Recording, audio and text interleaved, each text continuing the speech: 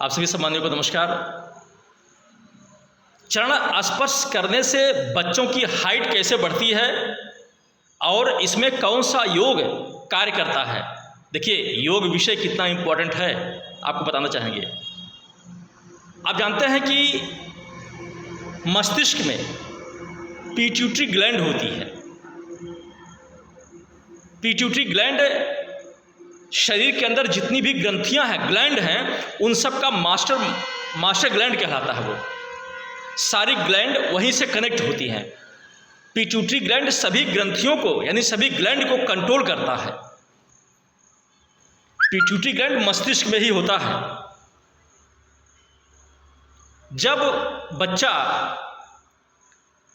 पैर छूने के लिए झुकता है तो वह पाद हस्तासन की क्रिया कहलाता है। पाद हस्तासन कहलाता है योग विद्या में, योग विषय में, योग साइंस में।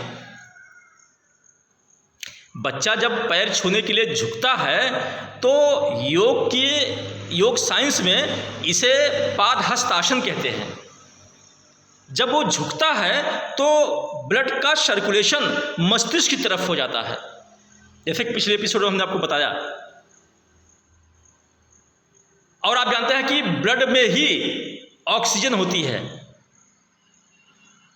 जब बच्चा पैर छूने के लिए झुकता है तो ब्लड के साथ में ऑक्सीजन भी उस मस्तिष्क के तरफ जाता है, पिट्यूटरी ग्लैंड में जाता है और उसको एक्टिव करता है, क्रियाशील बनाता है, जिससे पिट्यूटरी ग्लैंड से सोमैटोट्रोपिन नामक हार्मोन निकलता है।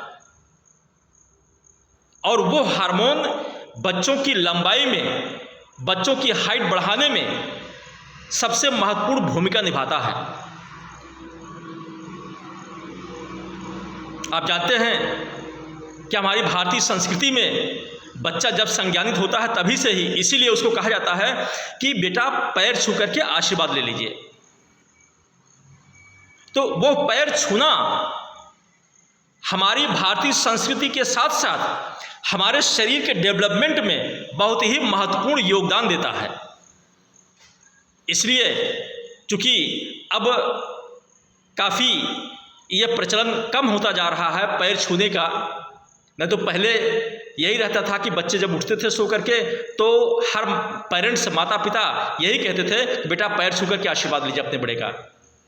तो पैर छू करके आशीर्वाद लेने की प्रथा यही थी। हमारे ऋषि मुनियों ने, हमारे वेद शास्त्रों ने जो ये चीज़ दिया है कि इससे हमारी भारतीय संस्कृति, अनुशासन और शारीरिक, मानसिक और आध्यात्मिक विकास होगा।